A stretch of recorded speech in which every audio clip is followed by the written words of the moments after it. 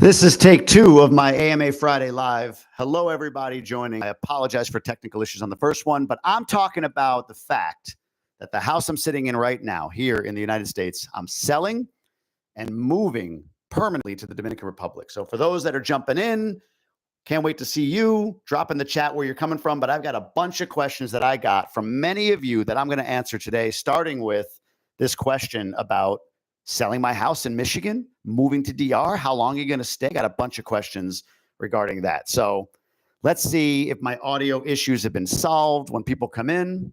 If you're joining me, let me know where you're from. Let me know how the audio is doing. Is this good audio? Is this much better? Can you hear me okay? Or is it still kind of cruddy? Let me know, please. I can't tell from looking at the little bar at the bottom here if the audio's set.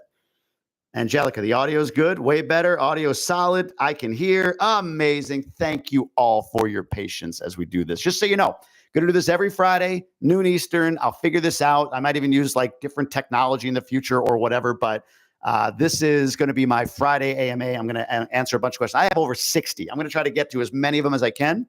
But the first one, just recapping, am I selling my house? I have to do this, guys, because it's going to be recorded and people are going to rewatch this. Am I selling my house in the U.S.? Will you be living in DR indefinitely? And that other question that I got was, you're selling, are you staying until the kids go to college? Recapping this quick, honoring those of you that were on the live when I was talking about before, but also those of you watching it on recording. Yes, we sold our house in the United States. We're under contract. The contract is an all-cash offer. We close August 30th here. We're under contract on a property in DR. We'll put about 50% down. We're finalizing our financing down there for a mortgage, and everything seems to be going well. So far, so good. I'm under extension for my taxes here in the US. The bank down there doesn't like that. They want a filed return. So I'm like, oh, crap. So I'm trying to get that done. But beyond that, we should be good. We're under contract there with a deposit. Money is at risk. We're under contract here. Thankfully, they will not be doing any financing. They're buying it cash.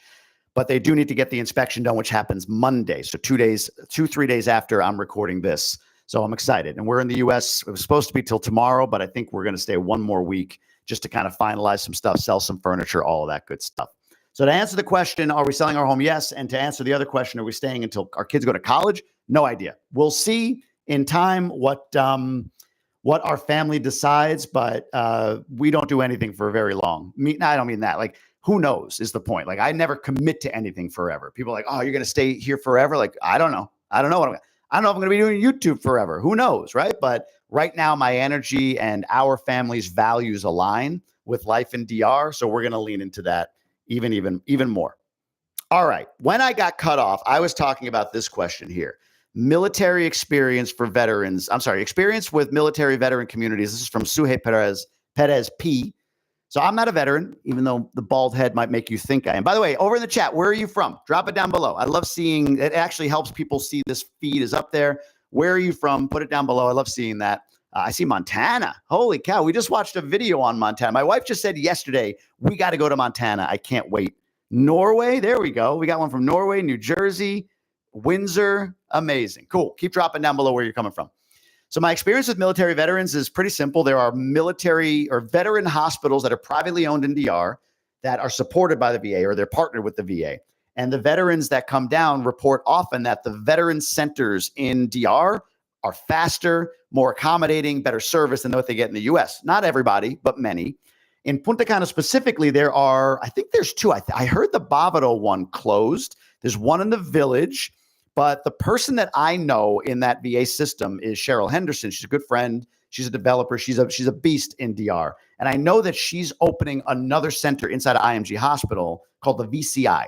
So check them out. Veterans Care International. You can find them on Instagram. But for veterans, overall, like, there's a guy, John Davis Writer, up on the North Shore. Follow him on Instagram. He's a veteran, and he talks a lot about why he lives in DR.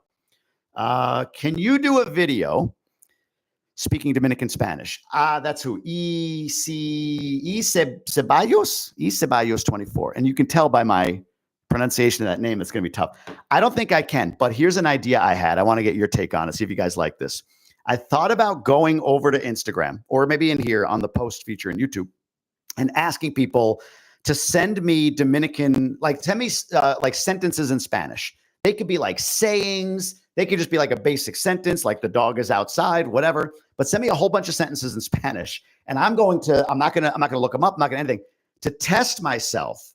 I'll do a video where I literally like pull up the saying and then translate it. And then we'll put on screen what the actual translation was, but I won't know. And then we'll go back through and have my wife come in and have her assess the accuracy of my translations. Might be a really good way to see how far I've come. I'm better than when I moved there, but I think that might be a cool way to do it. What do you guys think? Give me like a thumbs up, a heart emoji. Yes, that's a great idea. Or if you have better ideas, drop it down in the comments. But I thought that would be a fun way to do like a Dominican video, like a Spanish speaking video. I don't speak Spanish. In a restaurant, you see me order, you think I'm fluent. I know how to eat in multiple languages. But when it comes to just speaking, I don't know. So I thought that might be a really good idea to see if I can do Spanish. Dano YT is my editor.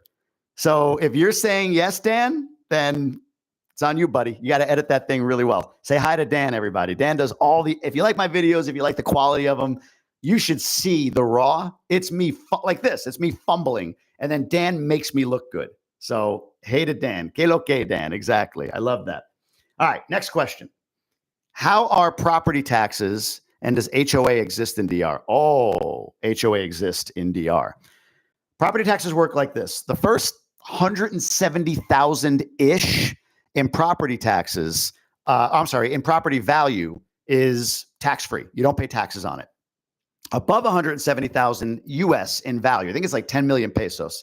Above 170,000 US in value, and you pay 1%. So it's funny because like if you had a $200,000 property, people are like, oh, I got to pay taxes. Like, yeah, like 1% of 3,000 because 30,000 because 170 is tax-free. And then that 30,000 above 170, that is taxed. So it would be like $300 a year in property taxes. So a house like mine is going to be higher. So we're going to pay a few thousand a year in taxes, but it really depends on what you buy. Or if you get CONFOTUR approved property, then you don't pay any property taxes. That's a whole other thing. And you have to, CONFOTURs, we can get into that if people have questions. You can drop it down below. But yes, property taxes exist, but they are waived up to about 170 US dollars in value. HOAs exist and they range, I see them like typically between $2 and $3 per square meter. And if you're wondering what a square meter is, it's like 10% of a square foot, kind of. So if you got a 4,000 square foot home, that's a big house. That's about a 400 square meter home. So if you're paying $2 per square meter on a 400 square meter home, that would be $800 a month in HOAs, just to give you an idea. Some places like Vistacana, Cana, they're in that range, $2 to $3. What's funny is Punta Cana Village, where I live, values are way higher, but the HOA is like $150, $200 a month. It's super cheap. So that is the deal with HOAs and taxes. I see I paid $10,000 in taxes in New Jersey. Yeah. Oh, Jose, that's another thing on selling this house.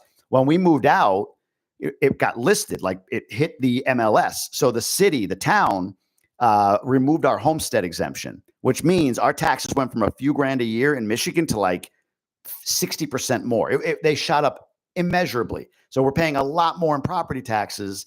Therefore, I have an escrow just because it's easy. I know I can close it, but my mortgage payment has gone up and up and up because they want to fund the escrow. So taxes are a real deal in the U.S. especially. And yeah, if you're in New Jersey, New York, New England, you're paying a ton in taxes. $10,000 a year in taxes is crazy. In DR, for a $300,000-$400,000 property, and if it's CONFOTUR approved, you're not paying any taxes. But for a $400,000 property, you'd be paying like $2,200-$2,300 a year for whatever that's worth. So that's an FYI.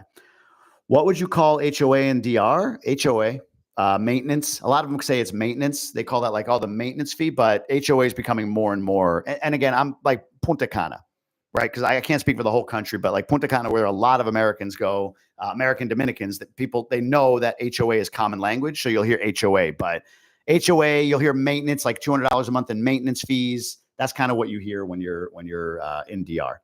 I have a $67,000 apartment in Punta Cana and I don't pay property. Yeah, exactly. Under 170,000 US, you don't. Now, what's interesting, Joan, somebody messaged me. It might be one of the questions here. It was like, what do you think about the IPI? Let me see if I can find it real quick because this is on the same topic. I remember this question. The IPI going down from 10 million to 5 million. What they were saying was they heard that it's no longer 170, it's like 90,000. Where the heck did that question go? Anyway, I'll find it. But they said that, oh, hey, I heard that the country is lowering the tax exemption from 170 to like 90, from 10 million pesos to 5 million pesos. I'm still looking for it. IPI. It said IPI. You think that would be easy to see? But anyway, that's a misunderstanding by that person. I'm trying to see who it is because they might be watching right now. What it is the 10 million, it goes up every year. 10 million pesos is the limit. 170,000-ish US is under that, you're not taxed. But under 90,000 US dollars, or about 5 million pesos, like this $67,000 condo, yes, you get exempted, but there's also some other like low income housing benefits that you get. I don't know that any of them are like, wow, oh my God, I get this or that. But it's another tier. They're not lowering it, but there's two different things. Under 10 million pesos, so between like 90 and 170, you're not paying any taxes. Under 90, you're not paying any taxes. And you get some like low income housing or low housing cost, whatever, credits as well. You get something. So there you go. Put the mic on your shirt, Jay. I'm going to keep this here, Dan, because I don't want to get a bad audio thing anymore. But thank you for the coaching. Since you've been living there, you and your wife is Dominican, do you have your citizenship? Also, are you investing there? Have you ever looked into investor visa? A lot of questions there. And actually, I have a few of those in here. Like, am I a citizen? I'm not yet. My wife is. My kids are like that. We moved to the country. My wife got her cedula. I say like that, like not in a long time frame, but you're dealing with the government. So it took a little bit of effort. My kids got their citizenship really quickly. We had to like convert their birth certificates to like a Dominican birth certificate. So they have one of each and then file it. And then boom, they got their citizenship. I hired a lawyer to do my citizenship for me. She's been delayed, but I also, in fairness to her, I also had like, she's hard to get a hold of sometimes. She's not a scammer, but it's like, you got to have better like customer service. But I've delayed. I got to get my fingerprints done. So I got to get that done to get myself citizenship. But there was another question like, do you need it? And the answer right now is no, you don't need citizenship. If you're willing to pay the fee when you leave the airport, if you stay over 30 days and it goes up the longer you stay, then you can stay as long as you want. The bigger risk is I'm buying there, I'm living there, right? Like I'm going to be there. If God forbid they change the rules, the laws, and I don't think they will, but if they did and said, unless you have like legal residency, you can't be here. Well, I'd rather not scramble for that. I should get it done now. So it's a priority, but I got to get it done. But no, currently I am not a citizen, not yet, but on the pathway, I guess you could say, to being a citizen. And somebody else asked a question like, what happens with, where is that other question? It was like, hey, what about, oh, here you go. This person said, from New Jersey, my kids are still there. And what did you and your wife do so you don't pay fees? I have to pay a fee to leave and come back. What do you do? I don't want to give up my citizenship. I've been living here for 4 months now. So this person lives in the U.S., got their citizenship in the U.S., and they're like, oh, I don't want to give up my citizenship. I think that's what they're saying. But either way, you can get dual citizenship. There's no restriction on it having a U.S. citizenship and a DR citizenship. You don't give up anything. You don't relinquish anything. You're good to go. You can do both. Al Rodriguez, upstate New York. What part? I'm always curious because I grew up in Long Island, then upstate New York. Currently working with a realtor you recommend. Oh, that's great. I appreciate that, Al. Yvette, purchase as soon as you can afford to. Prices are going up. So what did Yvette ask? If you want to retire in DR in about 7 years, should I purchase something now or wait? Yes, I agree with David. Now, here's what I'll say on that. And this is one of those things. I had this other video idea, like ignore these 5 people, not like individuals, but like there's these groups of people that have this opinion, like different things that they say, and it's annoying. And the one that jumps to mind is the correction people. There's a correction. There's going to be a correction. Look at the prices. Got to be a correction. Got to be a correction. And I'm like, yeah, there's always going to be a correction. Now, if they said there will be a correction in 6 months, I have more respect for that because they're putting a timeline on it. But it's like, there's going to be a hurricane. Well, yeah, there's going to be a hurricane, right? Like you're going to be right at some point. So the people who are shouting from the rooftop about a correction, they're going to be right at some point. A correction will happen. But 7 years is what I talk about, 7 to 10 years. Like if you're buying now, let's say you buy something for 200 grand. And hey, look, I actually think short term, it's still going to go up. I think there's still a lot of demand. So now it's worth 210, 220, 230,000 in 2-3 years. And then we hit a correction. Whatever happens, a global pandemic, who knows? And that property value drops to 190. It's less than what you paid for it 3 years from now. But your goal is to retire and hold it long term. I mean, in almost all scenarios, not every, there's always exceptions, but in almost all real estate scenarios, values go up over time. So to me, I would project or predict that the price today is lower than the price in 7 years. Having said that, along the way from here to 7 years from now, I don't think it does this. I think it does this, right? On the way. So it's going to go up, it's going to go down, it's going to go up, it's going to go down. Look at any chart of any financial metric over time, and there are ups and downs. But if I'm retiring in 7 years, I'd rather buy now because I believe in 7 years prices are higher. That's my take. Could be wrong. There could be a coup. Who knows? But look, guys, I'm putting many eggs in the Dominican basket, right? Buying a property to live in. Somebody asked about an investment property. Yep, I've got the condo in Maple Suites over in Cortecito that should be delivered end of the year, first quarter next year. So I'm excited about that. A 1-bedroom investment. And then I've got land in Mechz that we'll talk about today as well. A lot of people have been asking about it. I've been talking about it for a while. So that's my thought on, do you buy if you're going to retire in the next 7 years? You'll get great with your positive vibe. I moved from Norway to Brazil without speaking Portuguese. I worked it out in 3. Oh, holy cow, Trojan. You're better than me. It's been 3 years I haven't worked it out. Okay, I think I got all that. All right, let's go back to these questions that I had in this thing here. I got to scroll over. HOA taxes we talked about. We got all that. All right. Are you selling your home in the U.S.? We did. This one. What is the latest? Let me zoom in. What is the latest update? This is Emily Montero FX. What is the latest update on the Mechz land? All right. If you're not clear on what they're talking about, a couple things. Mechz is an area northwest of Punta Cana by about 90 miles, and there's a ton of investment going on there right now. Ton of investment. Four Seasons is building there. Hilton's building there. What are the other ones? Dreams, Secrets, all on Playa Esmeralda. The owner, or not the owner, the CEO of Gruber Punta Cana, Frank Elias, he's opening a resort there called Zemi, or it's open. It's his. It's not Gruber Punta Cana's, but it's his. So tons of investment there. There's a lot of interest in Mechz. There's talk of an airport in the future. There's a politician lobbying for an airport. For those of you that are in the know, you might think I'm talking about the AIB airport. No, that got shot down by the Supreme Court. That was not going to Mechz. This airport in Mechz is likely. I don't know how big, I don't know when, I don't know how long it'll be, but the point is the area has a ton of potential. And a lot of people are saying, as am I, this is my take, man, there's a few places that have that like future Punta Cana appeal. Like I wish I knew Punta Cana was going to be Punta Cana in like 1987 because I would have bought anything there at that point. Mechz is that. There's Cabo Rojo, there's a bunch of places, but Mechz, I believe, is like the next frontier where, you know, it's not anywhere near being on the path of like fully developed. It's got a long way to go, but there's a lot of interest there. The developer I'm working with for the property in Cortecito acquired this big piece of land. It's in a town called Magua, not Nagua, Magua, which is just past Mechz.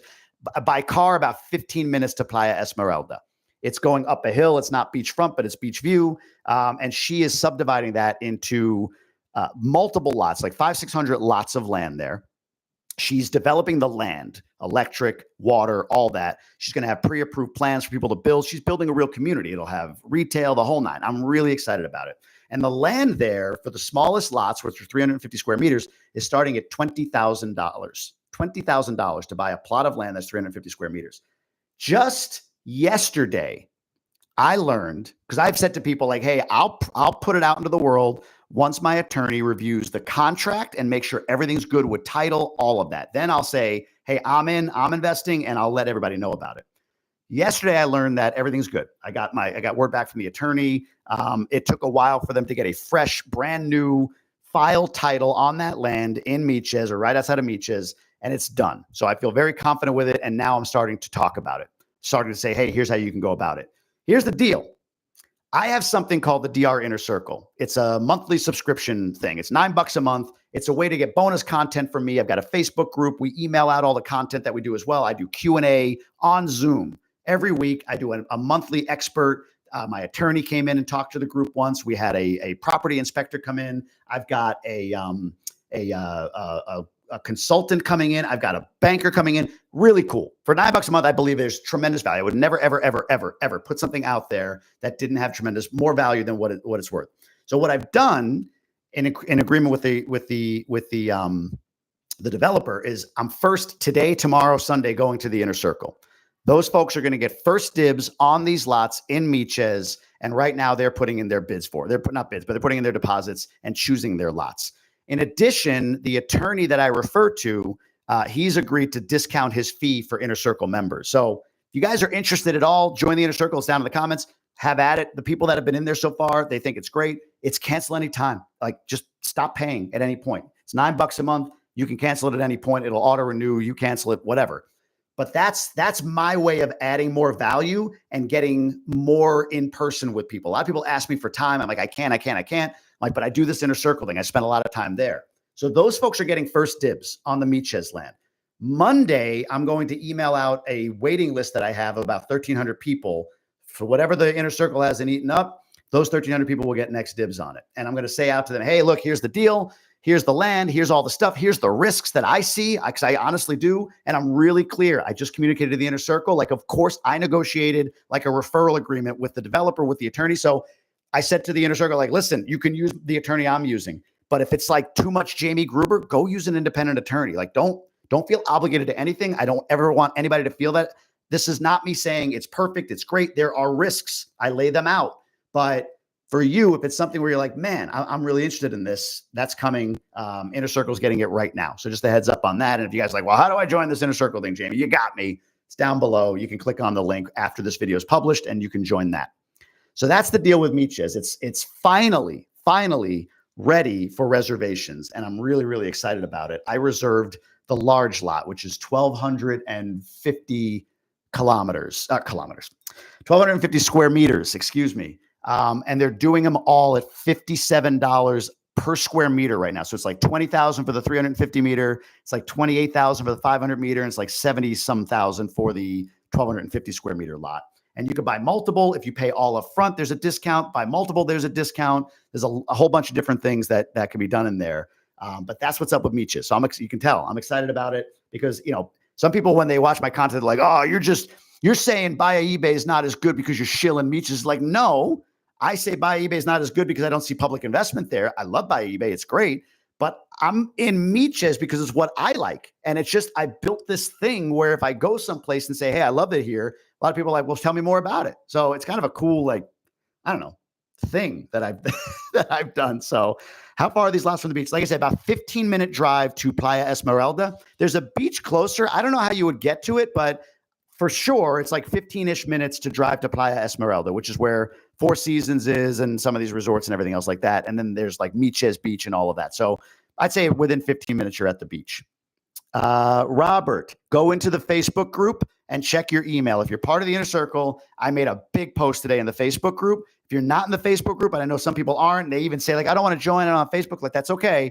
We also email everything. So I took the Facebook post, and we're sending it to email. It may not be in your inbox yet. I have to see if my assistant sent it, but it's ready to be sent. And I posted today about it. So go take a look. I put everything in there. Like, here's all the information. Here's where I see the risks. Here's how you can get in touch with them if you want to. All of that. Everything I said pretty much now, other than giving you a link, that's all inside of the Facebook group. And again, I'm going to leave it for the Inner Circle through Sunday. And then you get a discount with the attorney if you want to hire that attorney, whose name is Gabrielle, through at any point if you're part of the Inner Circle. Let's see what else we got. Legacy Mechz is a fantastic project. Rudy, that's exactly it. Gives you a mountain view of Samana Bay below. Yeah, exactly. It's gorgeous. Guys, Monday or Tuesday, I'll release a video that I did like 3 months ago. I went up and I toured the property. I was on a horse, the whole nine. That's my horse thing. And I did it as if it was ready. Like, I filmed it like I just did it. So you're going to be like, oh, you just went there. No, I went there like 3 months ago. And I filmed it like the project was ready to be sold. So after I get the Inner Circle their due, because again, I really truly appreciate them saying, hey, we want to support you. We want to be closer. We want to get more information. And for me, that's the obligation. Like, let me give you as much value as I can, discounts, all this stuff. Where was I going? Oh, the video will release Monday or Tuesday. That gives you a full tour of the land from my perspective. I hope it's good. Dan, Dan, you have to let me know if it's good. Dan's out there, my editor. You have to let me know if it looks good. Once I get it back, I'll figure out if I have to do some voiceover, correct some stuff. But that should be that. We should have that this weekend, right, Dan? Right, Dan? I should have it back this weekend. So that's that. CJ asks, what are your thoughts about investing now in Rio San Juan in light of the recent announcement with A-Rod? CJ, I did a video about 5 hidden gems for retirement. Rio San Juan was one of them. I love it there. The Lagunas, the Playa Grande, Playa Preciosa. It's amazing up there. And even though this A-Rod project is announced, from what I can tell, it's still a deal, meaning like land hasn't tracked yet. Like the price of things hasn't tracked yet with this announcement. DJ Khaled was just named like a native son of Rio San Juan, which is kind of BS.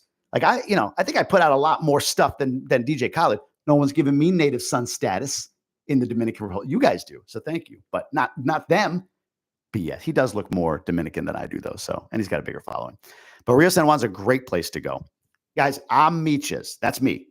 If you said you can't invest in Mechz, you have to pick 5 spots. I couldn't discriminate. I would be looking at Cabo Rojo. I'd be looking at Terrenas, Cabo Rojo. I'd be looking at Rio San Juan. I'd be looking at Las Carreras, Las Terrenas, Samana Peninsula. I'd be looking at Bahia, Dominicans. Where else?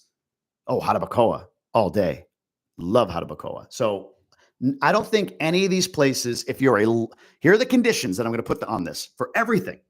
If you're a long-term investor, and if you're not going all of your money, if this is not all of your net worth that you're putting into the Dominican Republic is still a speculative market overall. But if you're saying, hey, I've got some money that I can use to invest, that if I lost it, it would suck, but it wouldn't kill me, then yeah, buy, hold long-term. I think all the places I mentioned are at more risk of blowing up your net worth to a great level than they are risk of imploding. There's just too much. And guys, maybe some people comment, they're like, you don't understand this. I'm like, man, I used to buy that like a year or two ago, but you're not in the back rooms that I'm in at this point.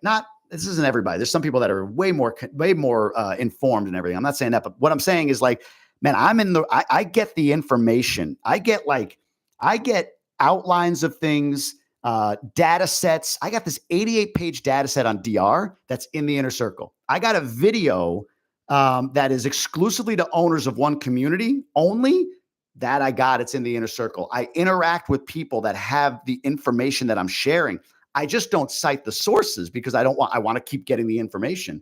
So my take, and again, cut with investing in the United States, and I invested in a bad location and lost a property in upstate New York, Elmira, New York. I invested in great locations in up and coming locations and won. I've invested in distressed assets and won. And I'm looking at like, okay, that's the US, this is the DR. Here's how they're different. But there's some dynamics like location, investment, foreign direct investment, where the money's running that just show to me that there's more upside than down for the Dominican market. That's my take. 100% P&T disabled veteran planning to move my family to the DR from Oak Grove, Kentucky by 26. Congrats. Lost Legacy. Congrats. I'm sorry that Lost Legacy. That name just made me feel like, I hope everything's okay. Jamie, can I move to Punta Cana if I make $4,000 monthly and I own my home there? Married daughter is 10. We want her to go to Ashton, or do I need a ton more to live comfortably? Albert, I love this question. I got another question from somebody. Hold on, let me find it. That's very similar. And they say this. Let me find it.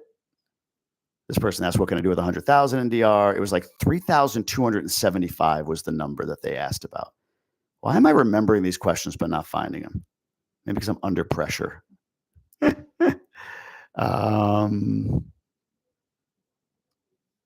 Where is it? Whatever. It was a question like this, and it was like paid off house. There was a couple of aspects to it. I'll have to find it. But here's my answer to this question. Yes, you can. School, if you have one kid, Ashton, I would budget like $8,000 for the year. Let me just do something real quick. Let me go here. $8,000 for the year. So what is that? That's like, if you amortize it, that's like $666 a month. Okay. The other thing I did, let me see if I remember where I put it. I kind of just listed out like, here you go, cost of living and how quickly you can get to like $1,000 a month in expense, just without a house, without food, without any of it. But if you're moving to Punta Cana, Let's just say you're moving to Punta Cana, and you're going to move to if it's you and your daughter, or maybe it's 3 of you, whatever. You're going to move to like a 2-bedroom condo worth $200,000. Let's just say.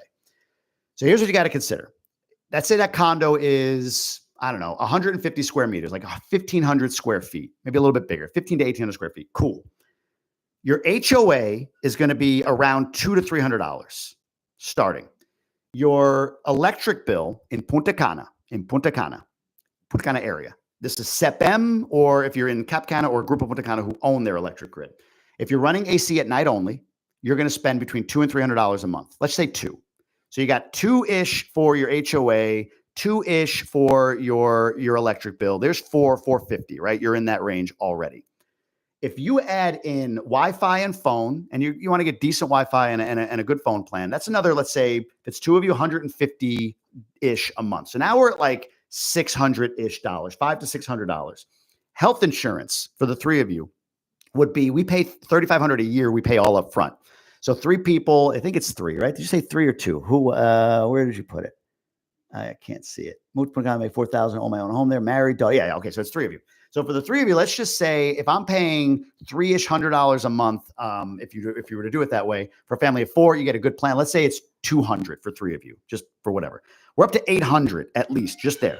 You have car insurance.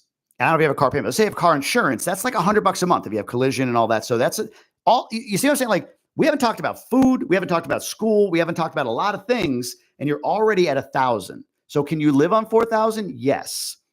But when people, this is my take, when people give you a fixed expense amount, I live under 1,500. I live under 2,000. There's 2 things.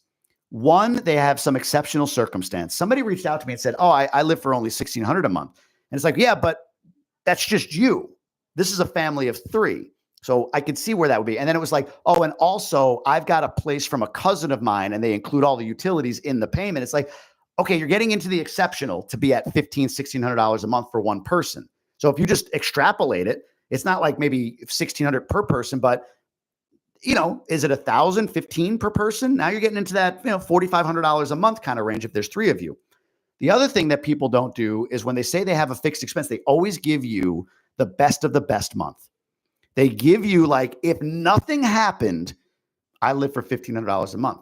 What they don't say is, oh crap, we had a wedding we had to go to, birthday party, our microwave broke, the glass broke, and we accidentally damaged the window. We did that, and we had to pay for new glass, right? Like all these things. We went out to dinner. Friends came in town. Oh, we wanted to go to the water park. Well, who knows, right? Like when you hear these low dollar amounts anywhere in the Dominican Republic, anywhere, people are giving you the best case in the perfect month fixed expense. They're not lying to you, but that's their fixed expense. It does not account for life. So please, and again, it's just a range. So it's not like, oh, because you're in Punta Cana, it's more expensive. Yes, that's true. But people who think they can live in Punta Cana for like $2,500, I say it's got to be 5. It doesn't mean that you can't live for $2,500 in, Mocha. I always use that as like the backwoods. I like Mocha. It's got good food. But let's just go with that. It's more like or Higuay. But what I'm saying is like people that I say you can live for $2,500 in Higuay, those people will tell you they can live for 15, right? So like all I'm saying is like whatever you hear, bump it up. And this is from like learning on the fly. When we moved to DR, I had no idea what the electric bill was going to be. I shouldn't even say that. I was convinced it was $40 a month because all of my wife's family told me how cheap electric was. The first bill we got for like $600 because we had a big house when we moved there and we rented. I was like, you got to be out of your mind. Like, do they know my last name and they know I'm a gringo? Is that what's happening? Is the electric company billing me more because of my last name? But that's just the price of electric. I didn't know it. I'm not celebrating it. I don't like it, but that's the reality. So when you move, you're going to find more expense than you expect. I say all the time, it's less expensive in DR, but it ain't cheap. So can you live on 4,000? Yes. I believe, though, it may restrict you in a little bit from experiencing all you want to. I don't know if you can get the cleaning lady in, if you have school budgeted into that. I don't know if you can get out to dinner as much as you want to get to for 4,000. Paid off house helps, but stuff pops up. So if it's like, I can't spend a dime over 4,000, I think that's tight with a kid in school. No kid in school, I think you're set. Paid off house. That's my take. Let's see. Send questions and have you translate into DR Spanish. It's funny. Yeah, I think that'll be a lot of fun. What do you think of Paso del Rey next door to Vistacana? How much, but much cheaper?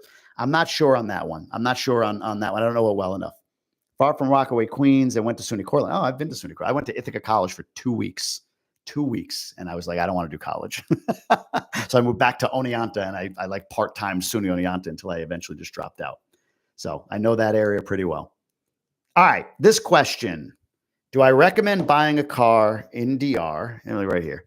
Do I recommend buying a car? It's Carlos Rojas in DR or importing one from the States. I'll answer this quickly. It really is up to you from a financial perspective. I did another video on shipping the car, and we went back and forth. The people that follow me, you heard me like, we'll never ship a car. Such a mess. Oh my God, it's so crazy.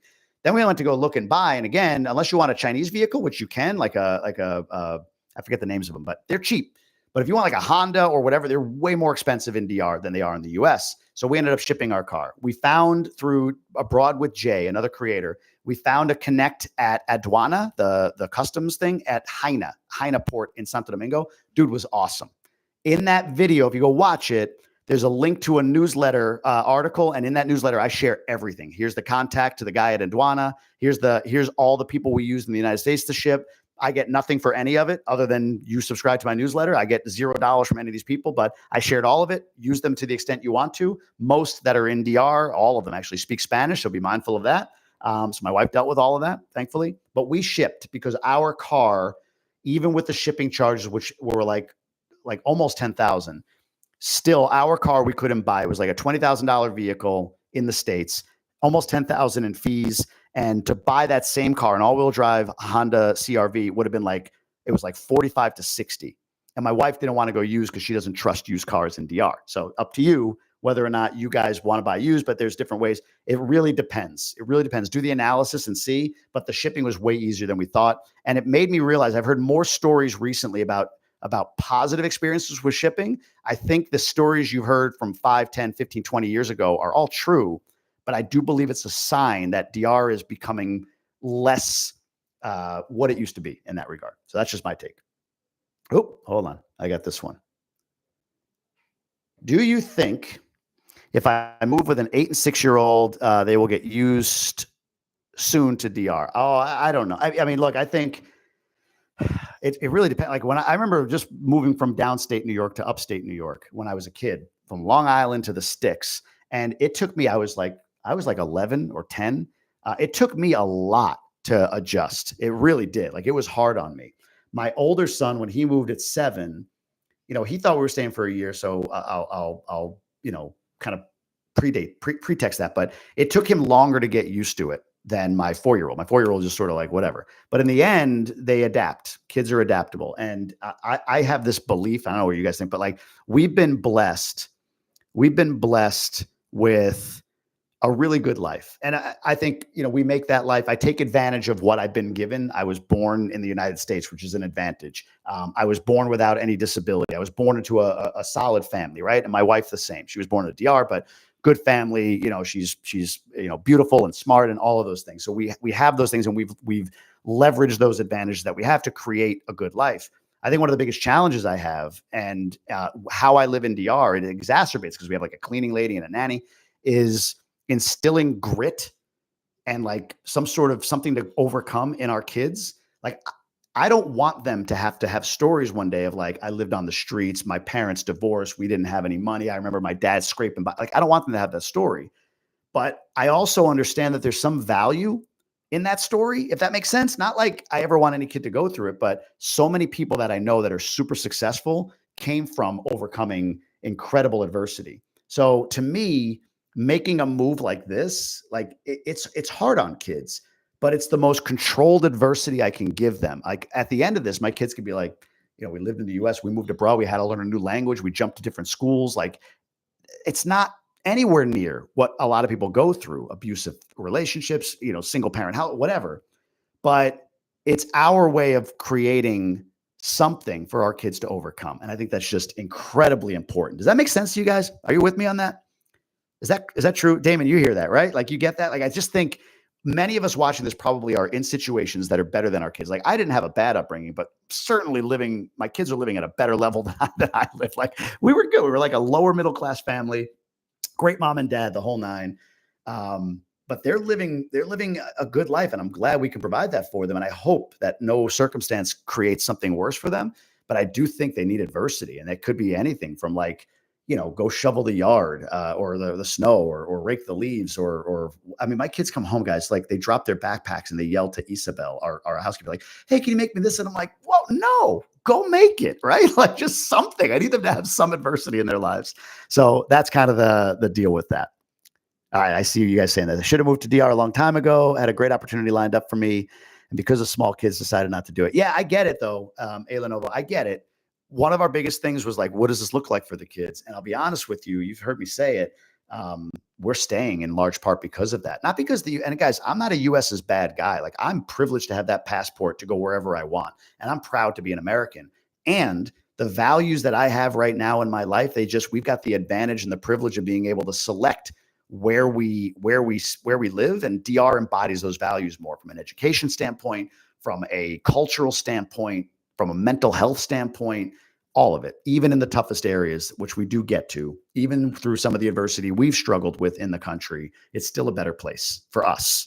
Not a better place than the United States, and that's a popular thing. Like it's so much better. In many ways it is. In many ways the US is better. But for us, I said this in a newsletter recently, like those people who were like, you sell it like it's a paradise. I'm like, no, I tell you, it's my paradise. Like for me, that's my paradise. Like, and I'm allowed to have that. And I challenge people like, go back in my Instagram to before I lived in DR and tell me on all the things I talked about when I was like shit talking stuff. Like I'm a positive guy. I just am. So I see the positive side of living there. There's some negative things that I struggle with from time to time. I share that, but it's my paradise. So I hope that makes sense to all of you guys. They don't want older cars. What was the question here? Older cars. If there was something about like age of car, yeah, it's 5 years or newer. And then I think it's like 20 years or older or something. There's like a classic car exemption I've heard. But yeah, they don't want older cars in country for sure. All right, this question. Oops, what just happened here? This is a quick one.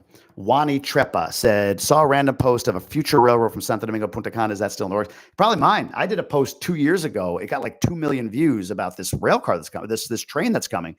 I haven't seen it. I haven't seen the progress on it. And, again, lessons learned for me. Like I believe, there's so many projects happening today, and even the highway from Punta Cana to Santo Domingo that I heard about forever, and it finally got done. I believe it'll happen, but nowhere near in the timeline that maybe, it's going to start next year. Like, nah, BS. Even Cortacito, where I've invested, a lot of people don't want to invest there because they can't see past the things that are needed. So there was like 6 months ago, oh, we're going to come in and clean it up. And then like, what happened? Maybe that was a year ago. Then it's like, 800 million peso commitment to cleaning up Cortacito and improving it. It's like, then what happened?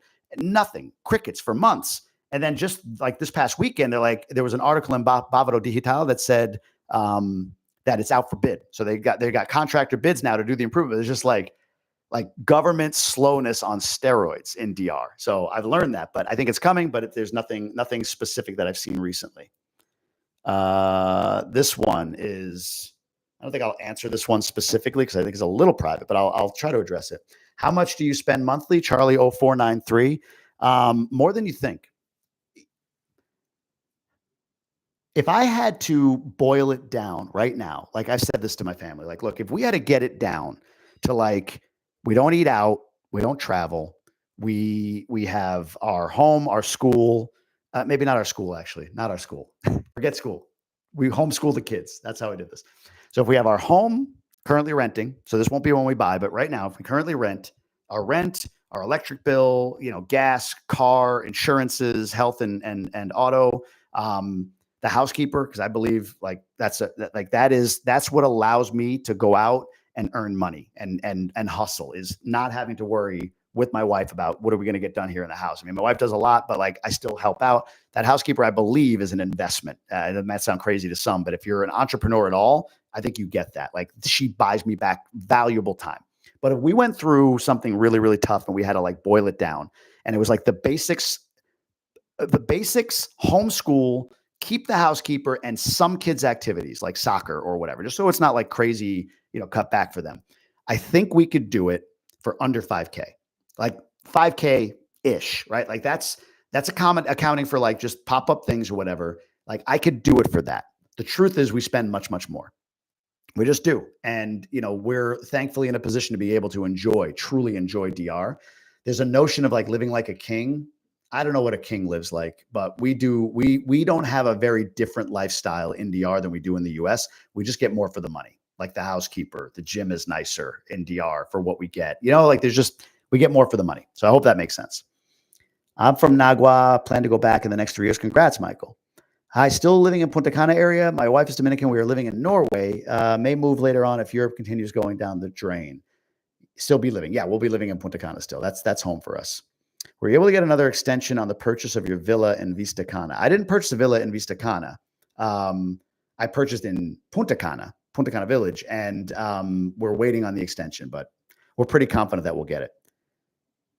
Yeah, Jarnhand.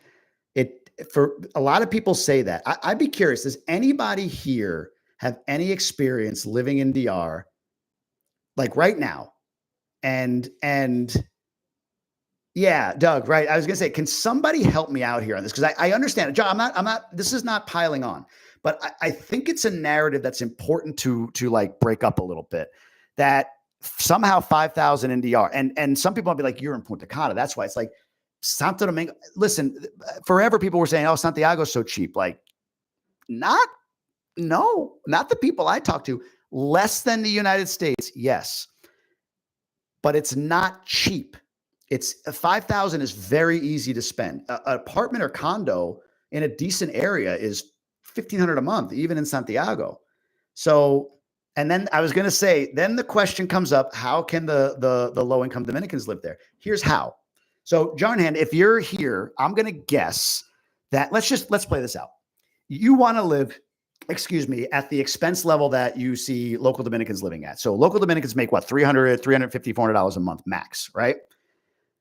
Here's how they do that. I'll give you an example. My cleaning lady, she had been living, I think she still is, in I think it's like a 2-bedroom apartment, no air conditioning, multi-generation. So like parents, her kids, the whole nine, or her kids have to live somewhere else with like rich grandparents, was even living with her ex-husband. So it's 4 or 5 different people earning money in the household. It's a small household.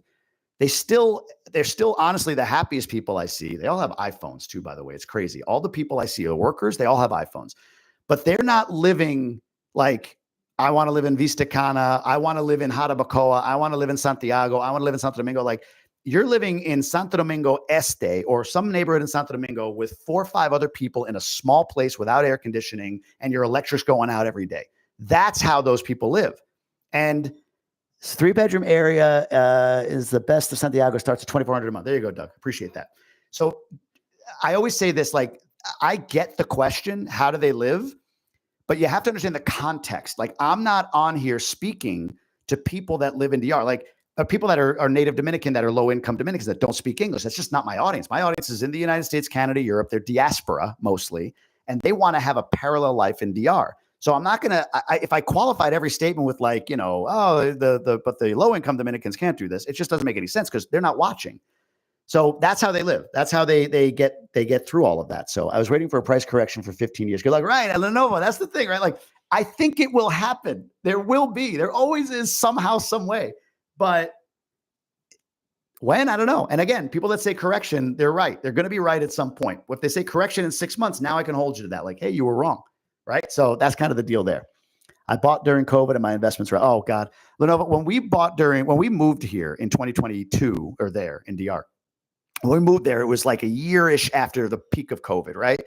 And I remember seeing, to this point, houses in the village where we moved. They were like $425. They were like, are you out of your mind? $425,000 in the Dominican Republic? To get in the village today for under $750 is a near impossibility. Not condo, but a house. A near impossibility. We got it.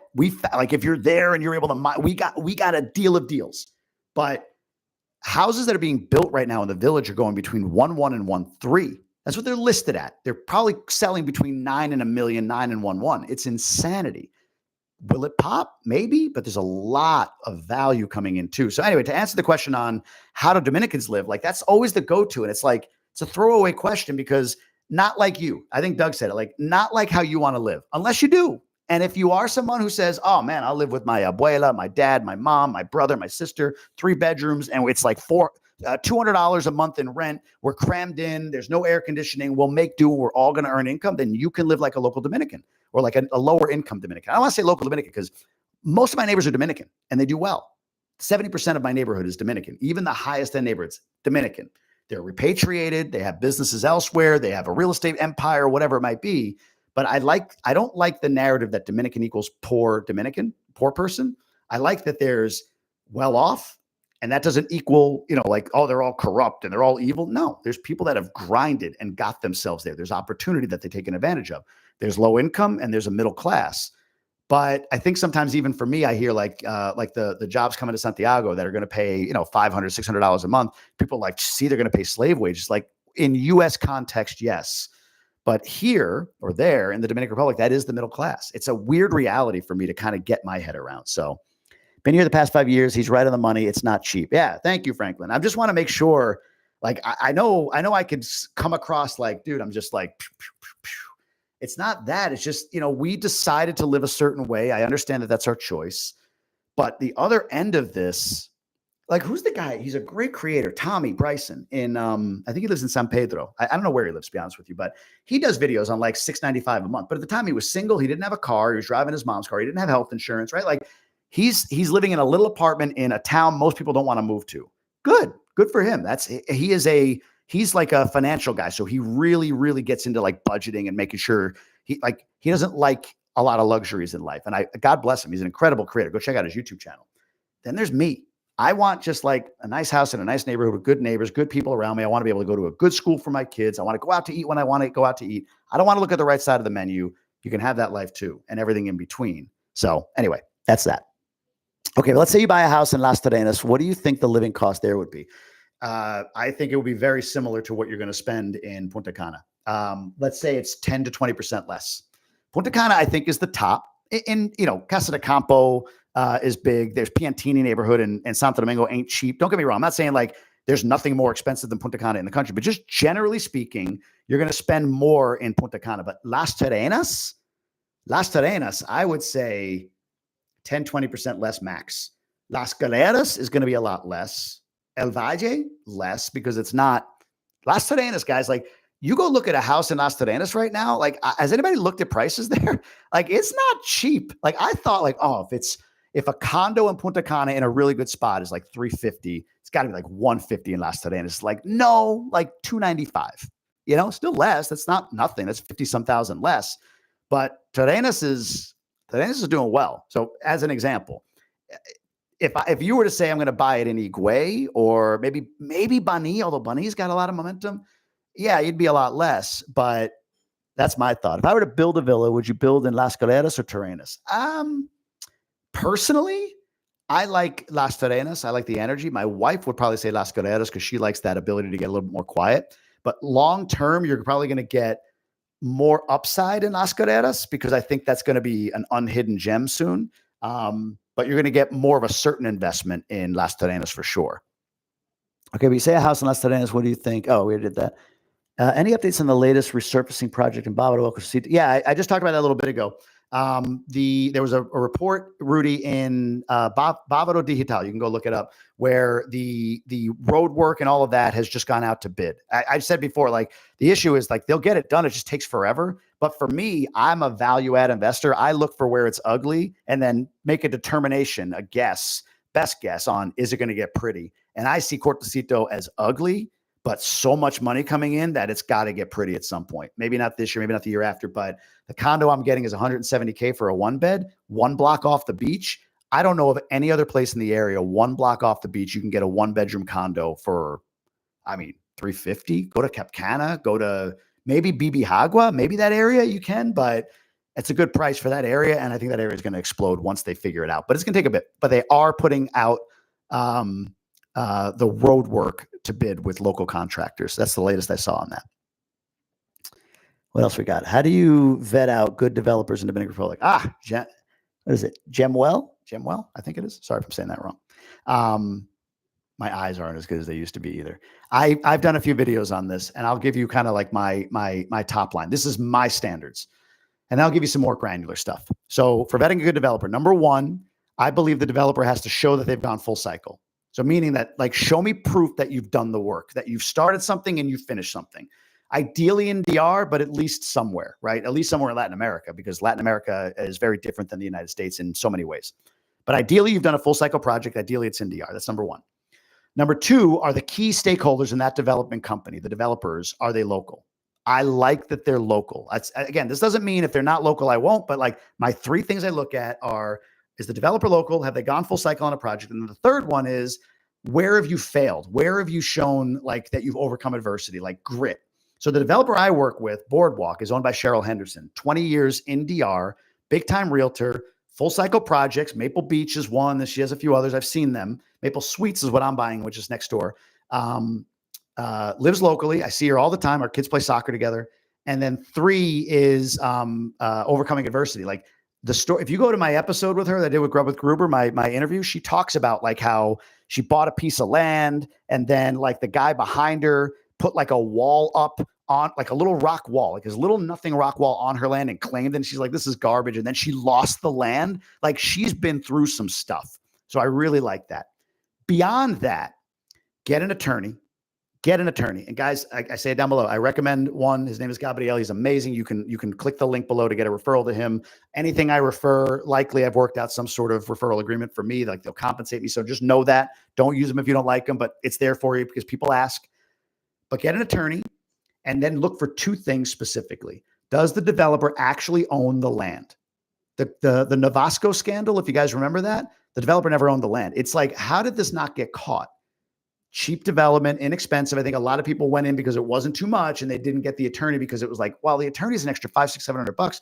I don't want to spend that money. I'm good. Well, they lost their money. So the attorney will find out, do they own the land? The Mechz legacy project that I've been teasing, and I'm only now today telling the inner circle about it through Sunday, and then I'll announce it to everybody. So the inner circle gets dibs on this, like I was talking about.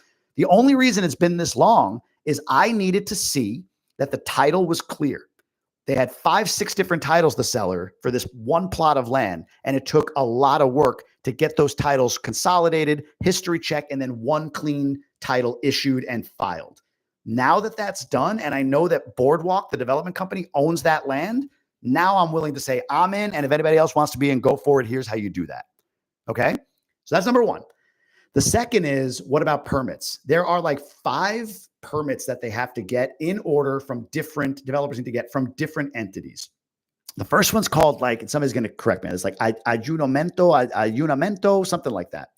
That first permit, at least I want to see that they have.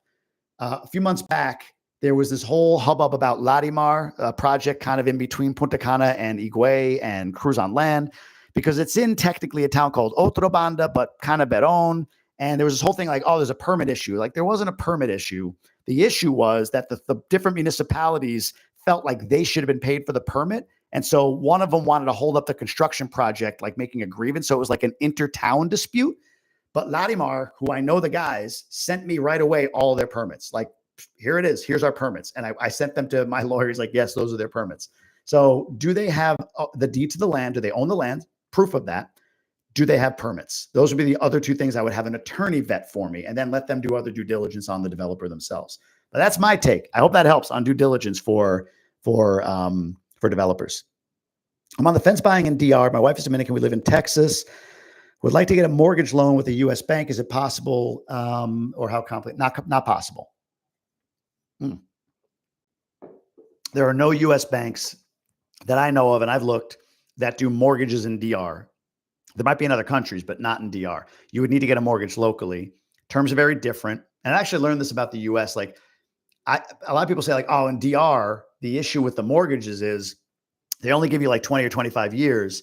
You got to put like 30% down. And it's a floating rate. They don't fix the rate for 20 or for 30 years like they do in the US. And then I learned, like, neither does Canada.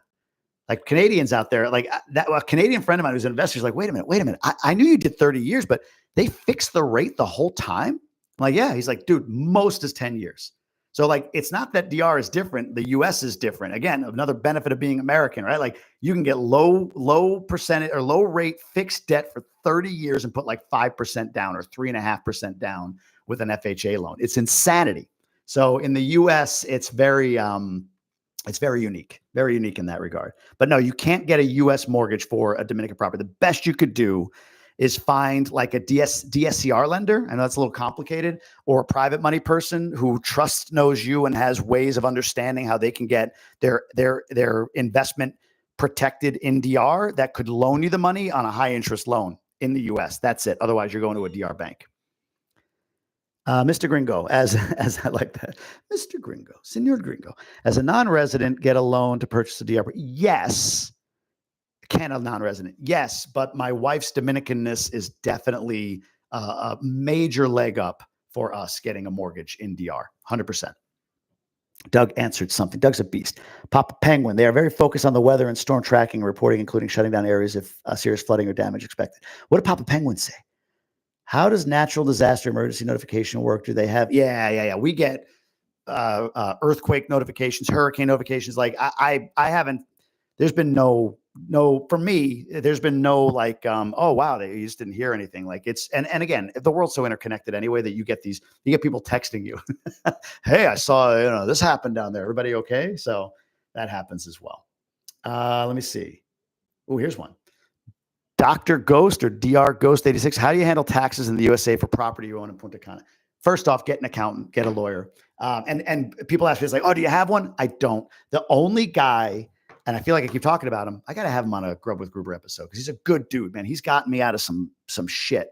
So I have a lot of faith in him, and I'm sort of, until he proves me otherwise, I'm even more like, use this guy if you want him. The only guy that I've talked to that knows the Dominican stuff cold, tax law, liability, all of that, and has enough knowledge of the US side of it because he's dealt with it enough. It doesn't have all the knowledge, but like the most I've seen of both is the attorney that I referred to, Gabrielle. He's the guy for me. I have an accountant in the US. She doesn't know anything about foreign living. In fact, I had to educate her on tax advantages I could take, and then she billed me. Go figure. I don't know a person that does both. I don't know. There's plenty of people that do like international. So maybe go with somebody like that. But how you handle taxes for a USA property, for a property here in the USA would be the same as any investment property, nearly to a T.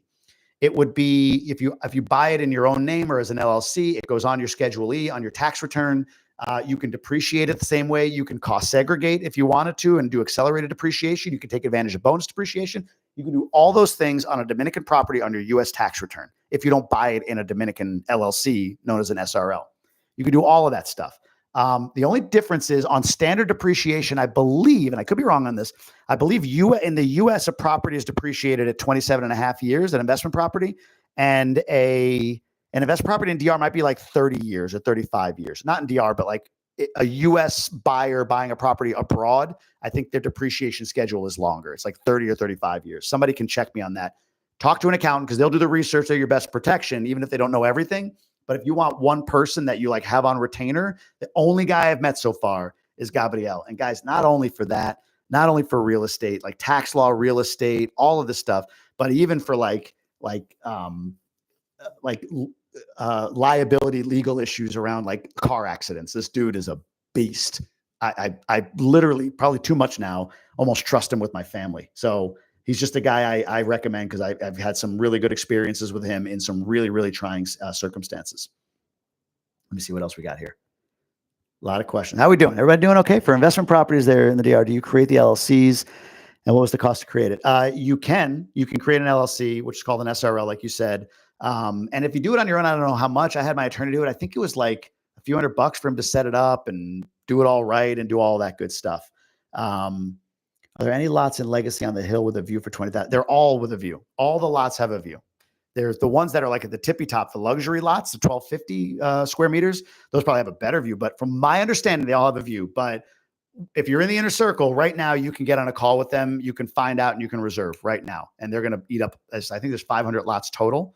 they're going to eat up some of those lots. If you're not in the inner circle, you got to wait till Monday, because I promised, as did Cheryl, this DR inner circle I created, that they get first dibs. So I did a post on Facebook and sending an email out today. I'll do that through the weekend. And then Monday, I'll release to everybody else, so they're aware of the circumstance and how to kind of move forward. What are the average transfer? Is the sargasm invasion still an issue? Oh, Rudy, yes. Sargasm is an issue, 100%. And between May and September, it's an issue.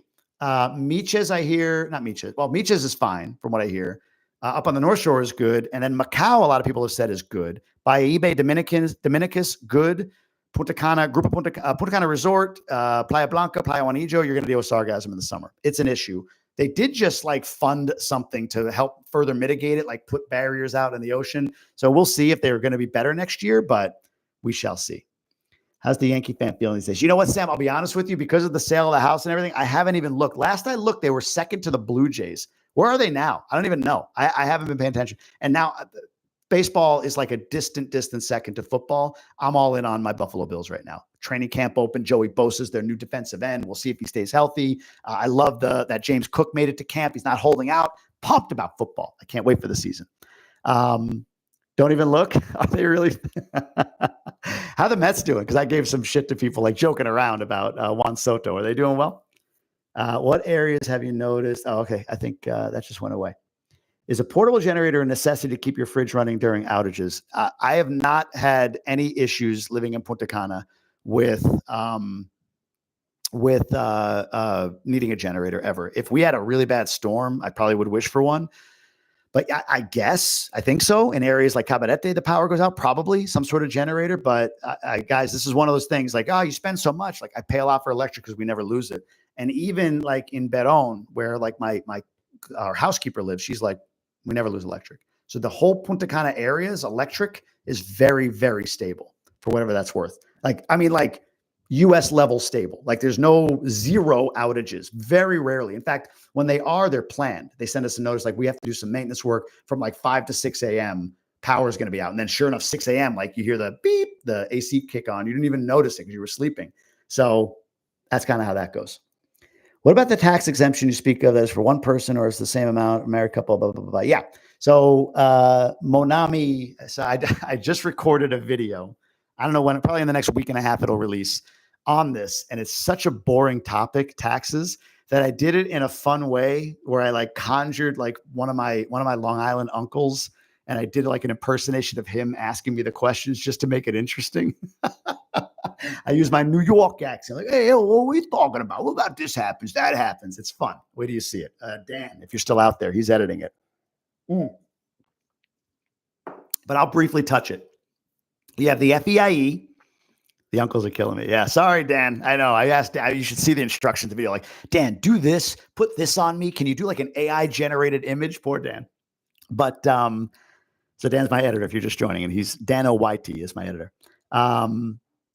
The tax exemption. So there's a few different tiers. There's the FEIE, the foreign earned income exemption. If you make up to about $130,000, well, anything under about $130,000 a year, if you qualify, you're fully tax exempt. Qualifying is either one of two tests: bona fide resident, or the second one is like living abroad. I forget. Bona fide resident would be like me, like full intention of living abroad, like not snowbirding it, but like I live there. That's me. I passed that test. The other one, you have to be in the country 330 days out of any rolling 365. So if you qualify, you can waive all your taxes up to 130-ish thousand in U.S. income.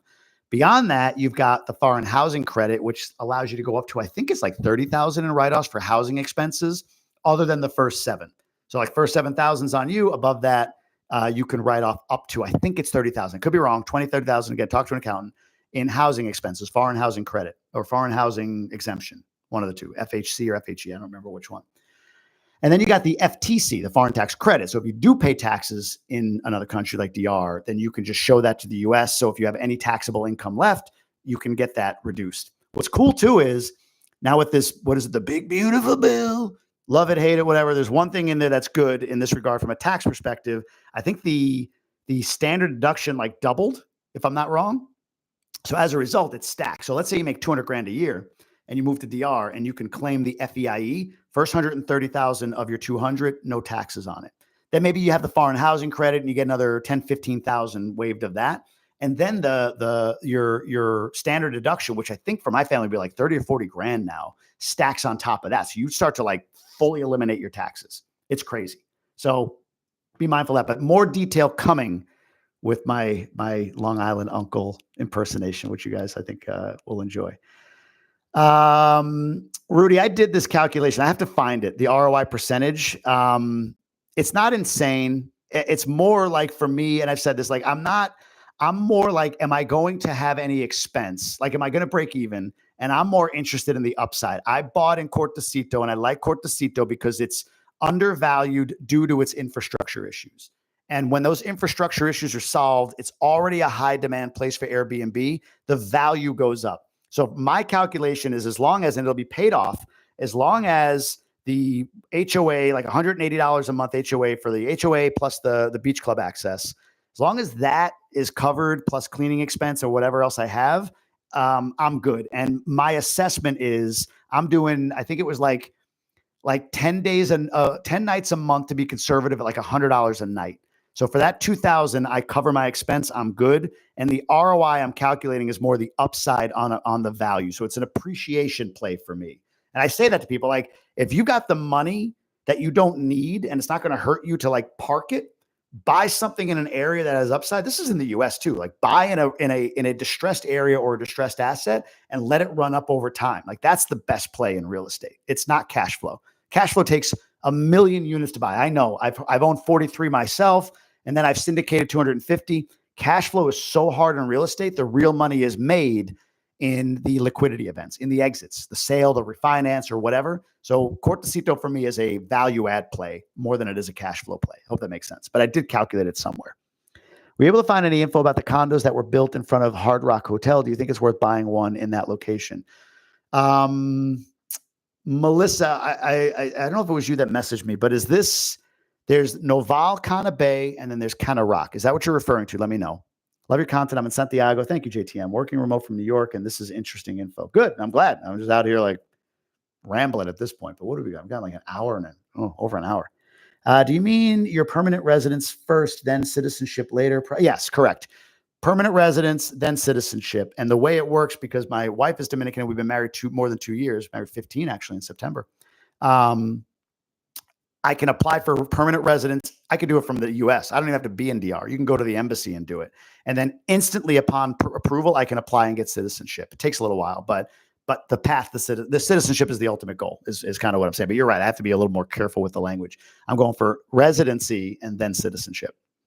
Dominican passport advanced 9 places on the Henley Passport Index to place 67. You know, it's funny, Raul, the Schengen countries, all the European countries, Abinader has been working with them for DR to eventually get Schengen access. I think they need like more than 50% of the countries to approve it. And I think Dominica, the country,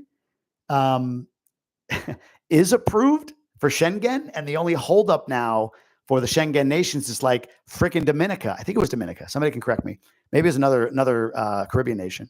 Started selling passports. So because they abused the privilege, like the DR has to like overprove that won't happen. So there's a lot of that. Jamie, I'm from DR, but served in the U.S. Army, and I want to build my income stream further to eventually do what you're doing. Thank you for all the insightful investment content. You're welcome. I hope it helps. And again, I say this to everybody, like, I'm just giving you my take, my experience. You make sure you do everything with your own due diligence. Damn, Jamie, with the step you guys took made me jealous, but in a good way, since my plans are to move to DR in a few years. So when I see people making the move, it makes me more excited. You know, honestly, W, that's why I love creating. People are like, why do you share it? Like, are you making a bunch of money? Like, no, not yet. Maybe I will. You know, who knows? Like the inner circle is an income stream, no doubt. And it's just a way for me to say, hey, you want more from me? I want to give you more. My income isn't earned here in this content space. I really enjoy this. And I put out a shit ton of content because you could see I get lit up about it.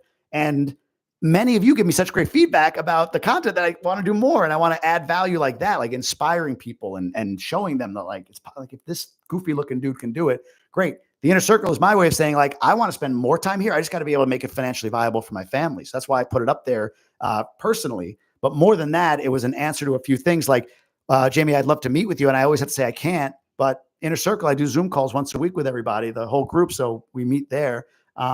Jamie, I'd like more information about like developers or whatever. I'm like, I don't do that publicly, but privately in here, I'll do that. And I'll bring in my network, the experts that I know that'll help you. So that's what that's all about. So I hope this content continues to inspire and help people like it did you.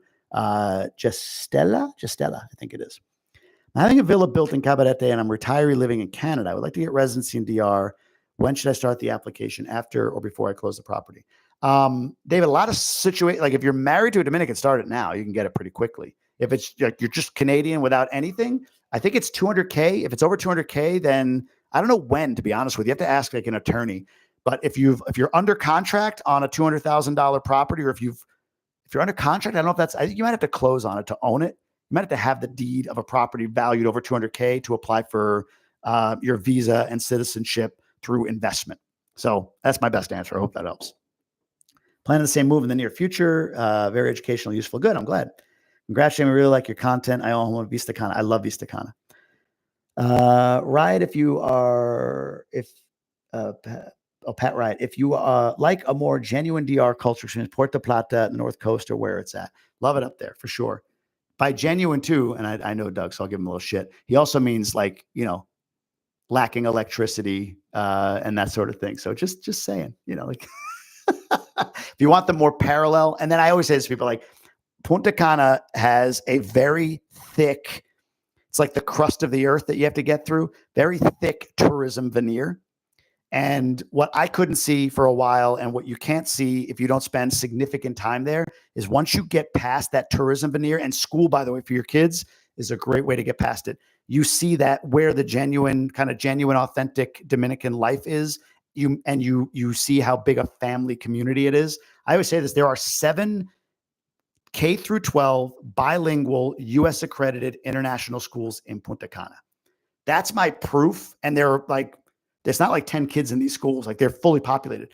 That's my proof about the fact that as much as it's a tourism hub, and it is, and it will continue to be, it's a massive family community as well. So that's why I like Punta Cana. But I haven't lived on the North Shore. If I were to move one place other than Punta Cana, like tomorrow, given my family dynamics, it would probably be Cabarete, for whatever that's worth. Any potential investments in Santo Domingo? I'm sure there are. The project by the airport looks interesting. Really developing kind of that Santo Domingo Este area. Does DR need a visa? No, you do not, Dan. You do not. Who needs electricity, Doug, right? Exactly.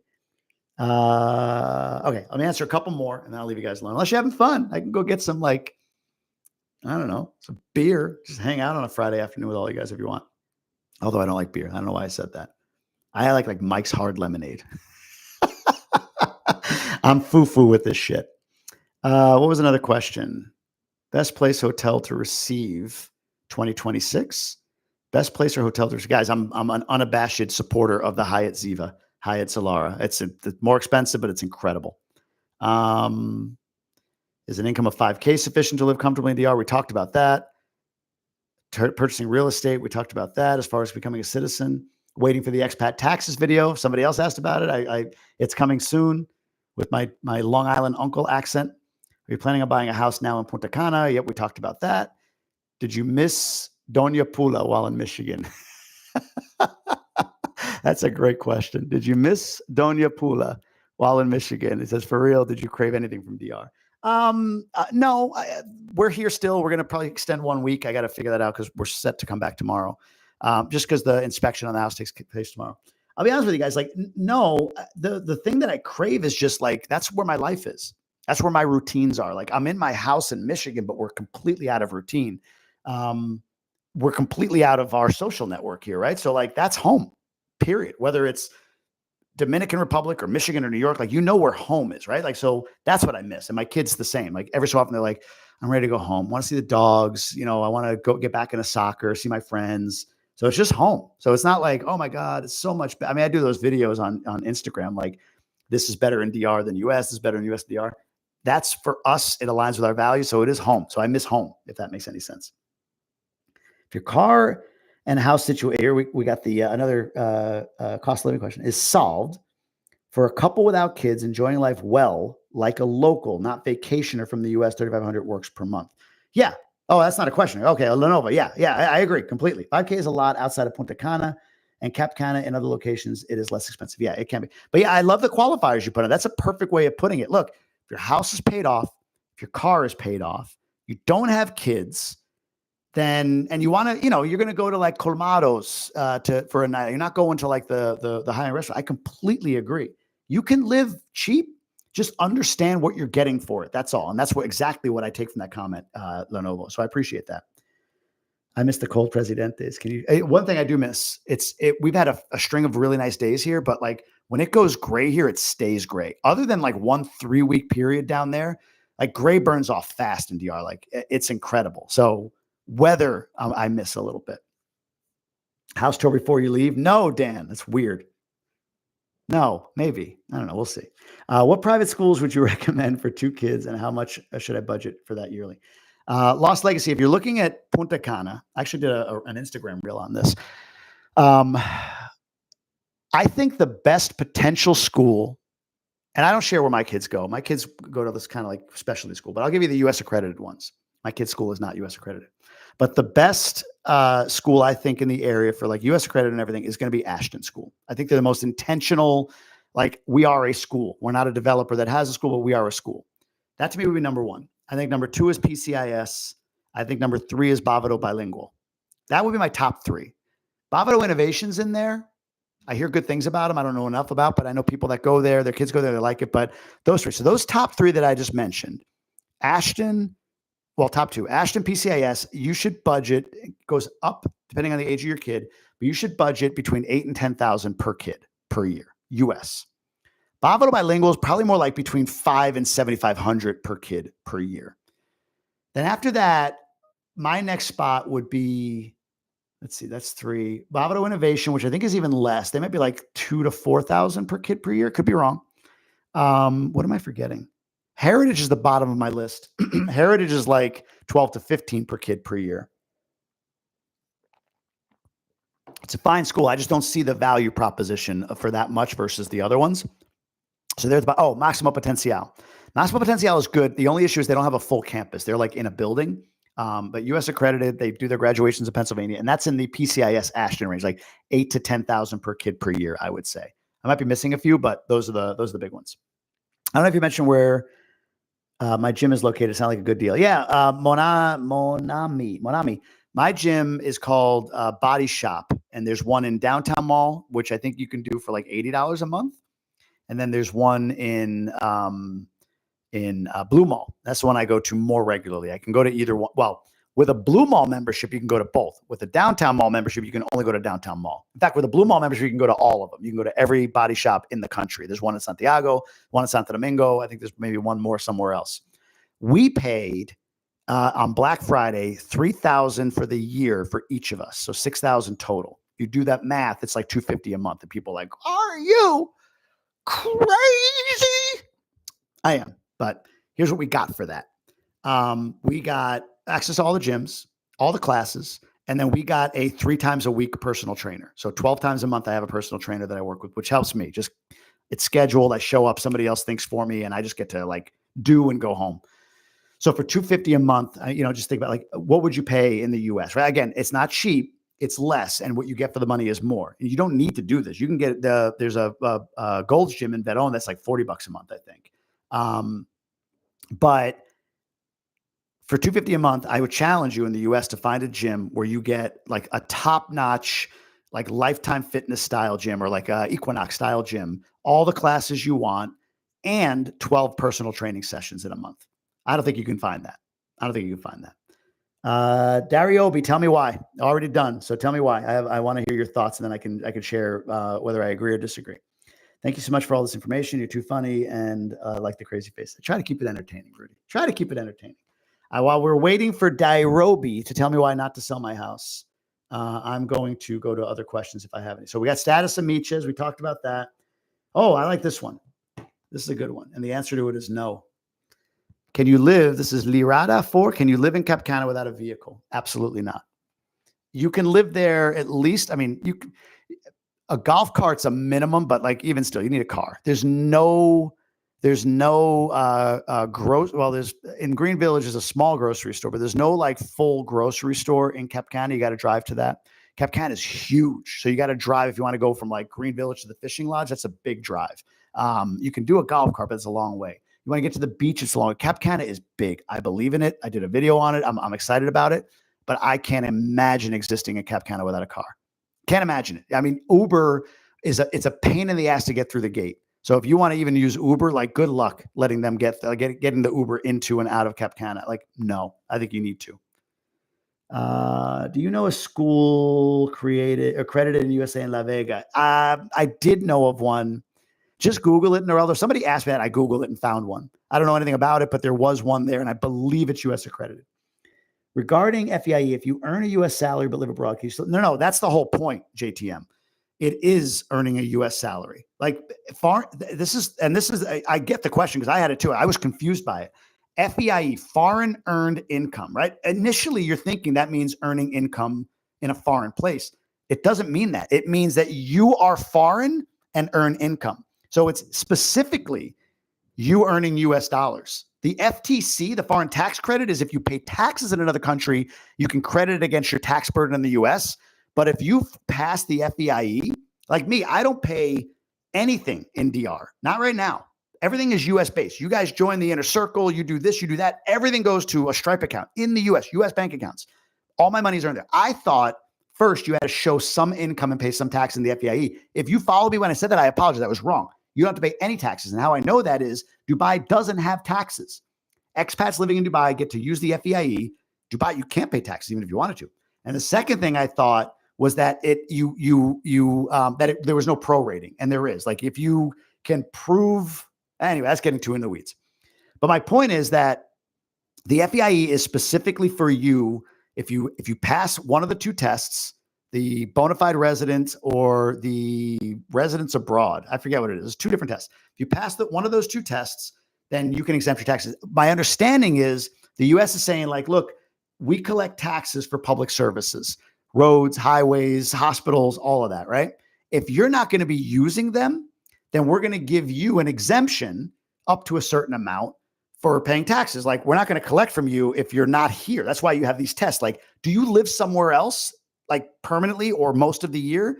Then great. Then there's probably makes sense that we don't tax you on a certain amount of your income, period. But that's earning US dollars. That's nothing to do with earning. You don't have to have a thing. You could be a remote worker for a business in the US. And if you are a bona fide resident in another country, you should definitely use the FEIE to waive your taxes up to 130-ish thousand of income. Goes up every year. Last year was like 126. I think it's about 130 this year.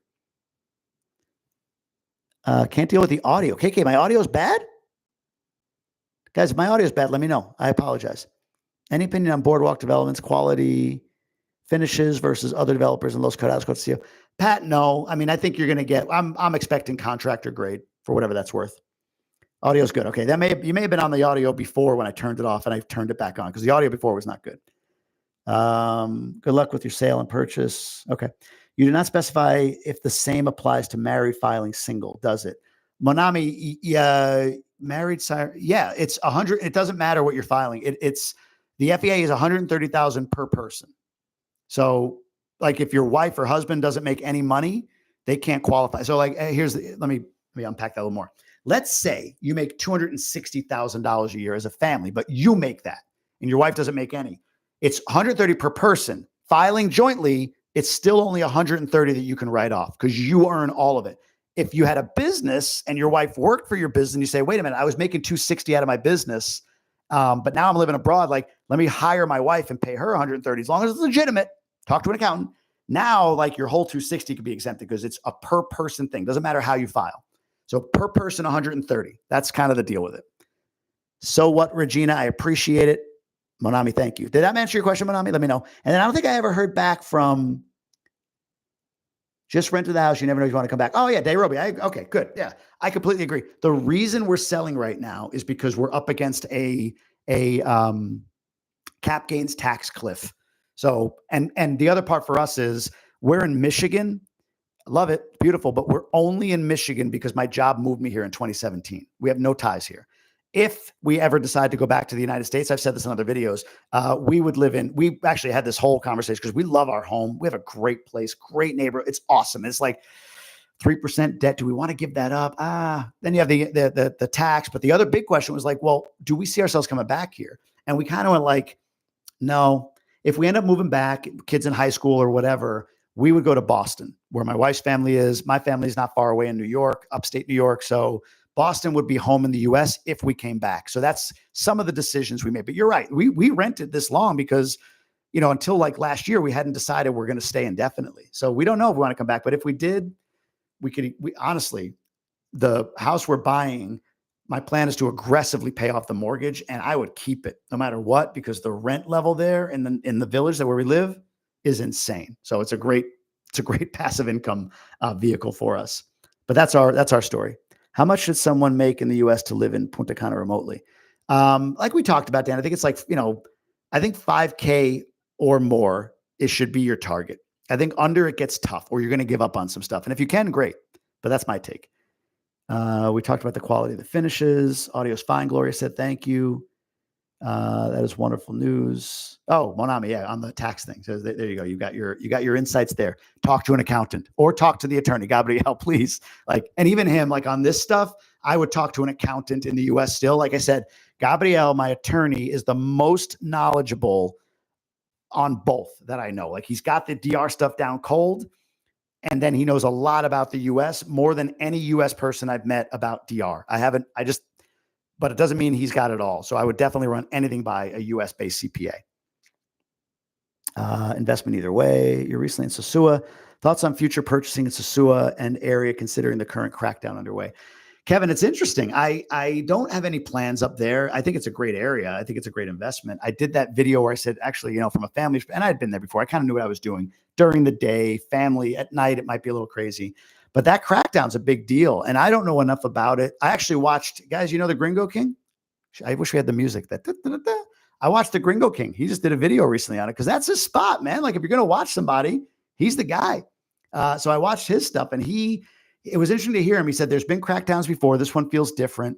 And the way I took it from him and my own internal sense of it was like, is this DR saying, hey, look, we got $1 billion investment going up like an hour away in Rio San Juan. We got Punta Bergantin in Puerto Plata. We got Cabo Rojo down in Pedernales. We've got what's happening in Bahia Bay. Punta Cana is popping off. We're becoming more luxury. And I know. And again, I shared specifically how I know in the inner circle. Sorry, guys, I'm going to keep pumping it because it's a great community. But I know that the biggest developers and brands in the country are going up market. They're saying, look, the economy in the US is doing like this, and the people that won't spend money are the middle class. We need to appeal to the luxury if we're going to sustain tourism and sustain income. So they're going up market. I believe, this is my take, doesn't mean I'm right, and based on the Gringo King's commentary, which I say, go follow him. I think he's got some good content generally. A Sosua's crackdown might be a sign of what the country's trying to project to itself internally and to the world. He shared that they turned over like 90% of their national police in Sosua. Like they relocated or reallocated them, so there's less collusion between the trade and the police. So I think they're getting really serious, and he seems to think there's staying power there. Using my GIB. Oh, GI. I'm like, what's a GIBIL? GI Bill in America, but I really want to move to DR. I'm also getting ready to purchase a home to avoid rent. Do you think it's just better to move to DR and forget to buy in you? Oh, I don't know. That's hard. There's so much there. I don't know. I can't, if it's me personally, no. Here's what I would say as I unpack that question. I'm reading into this, and I'll say this to all of you. If you I'm buying my home in DR. That's not an investment as much as that's where we want to live. There's potential investment on the other end, but that's a decision to buy. I don't look at that as like an investment, right? If you're a Rich Dad, Poor Dad guy, great book. He says it like assets pay you money, liabilities take it away. Like we're buying a liability, even though it's got upside appreciation or whatever, but it's an expense, my own personal home. The thing in Cortecito and the land in Mechz are a portion of my investable net worth, right? They're not everything. I'm reading this question like the GI Bill, that to me, that's the college thing. So you're probably younger. I believe that you want to go blue chip before you go speculative. And what I mean is like, if you're 20 years old, go out and buy Procter & Gamble and Amazon before you start dabbling in penny stocks with whatever money that you have. And I'm making the equivalent to DR as a penny stock, but DR is a much more speculative market than the United States. So if I had no exposure to the United States, I would not just invest everything abroad. That's me. Doesn't mean I'm right. You may feel like, nah, hell with it, I'm going to do it.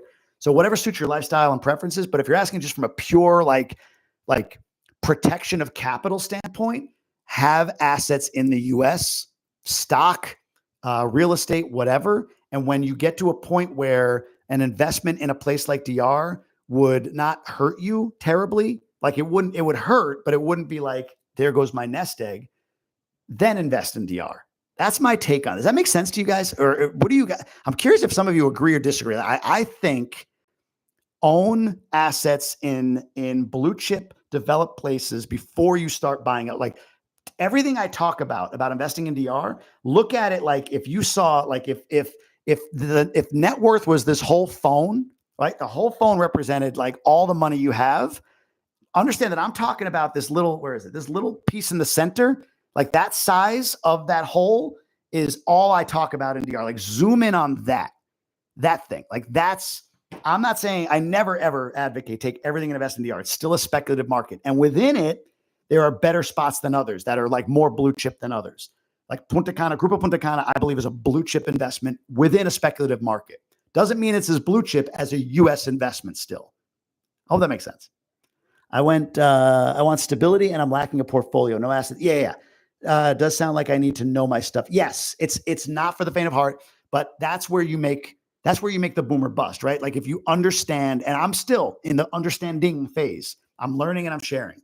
But if you understand how to navigate the market, you can boom. I follow people like Cheryl, like some of the folks I know that are high up in groups like Grupo Punta Cana, like people who know the real estate market. Like I follow them and then I share that with you guys. Doesn't mean I'm right, but that's my perspective. But I would want a solid US European like foundation before I invested somewhere else. Never put all your eggs in one basket. Exactly. Papa Penguin. Also, folks travel other countries outside of DR before putting all your, yeah, that's true too. Yeah. Go get exposure to the world. 100%. I love how people love DR from around the world. We are the desired country in the world. People ask what Dominican people has that people rock with us, even when they don't want to. The secret is God. Yeah. No, look, the culture here or there. I'm not. Somebody asked, no. Right now, I'm still in Michigan. I think one more week, either tomorrow or one more week. You'll know with next week's live. But yeah, like I think Dominican Republic is in a moment. They're in a lane right now. They're growing. You can see the numbers growing in tourism. You can see the attention on the country. You can see people like me going down and being like, "Whoa, what happened?" Like I'm not new to DR. I've been coming for 15 years, and I would never 6-7 years ago. If you said move to DR, I'm like, why would I? I gotta just to get to the capital city is a pain in the ass, and then I come back and there's this highway and there's this infrastructure and all these buildings and stores. I was like, what happened in the last 6-7 years? And then here I am unpacking and showing like, this is interesting. This looks like it's going to be cool. So it's in a moment. And then that Bible on the flag thing, that's a real like cultural. So people like that get all you people like me moving there, you're going to ruin the culture. Like I think the culture is way too embedded. And also I think most people that move to places like this, they move respecting the culture. There's a big, bold statement. I think Americans are the best immigrants. Let that one sit for a second. I think Americans are the best immigrants. And here's what I mean. I don't know in DR, I don't know of an America town anywhere. I don't know of a Michigan city. I don't know that, but I could find Chinatown around the world. And when I lived in Boston, was it Revere? There was like a deep Brazilian community. Like Brazilians all flock to one area. You go to Lynn or Lawrence, it's all like Dominican, Latin American, right? Like, so people from other countries that come to the US tend to congregate, which I love. It's beautiful because there's a much more of a community centric vibe to people from most other countries, most other developing countries or Latin America, and not even developing Latin American countries. Like I was thinking like the UK doesn't do that. The UK just kind of, but like the US, UK, they like to go integrate. Like, I want to see what it's like there. They want to like be part of the culture. They don't want to take it over. And I know some people are like, what about colonialism? Like, yeah, I get it. But I think you get my point. Like The random person watching me isn't watching like sharpen, like putting on their silencer, like, how do I take over the country? Like, that's not who's watching me. Like, you're watching, if you're an American non-Dominican, saying, it's such a beautiful place. How I would love that lifestyle. And then, oh, we go down to this little shop. We know the person who owns it. We always tip them. Like, they just want to be part of it, right? Whereas people who immigrate to the US, you know, coming from a different place, obviously, but there's more of like a tendency to be part of a community. Here's a great example. I'll never forget my wife's uncle and his family visiting DR in the winter. First time they'd ever seen snow. I'm sorry, visiting Boston from DR in the winter. First time ever seeing snow. And dude, they pulled out the big pot and they were making locrio. It's like, what are you doing? You're like, let's go to a local spot. They're like, no, locrio.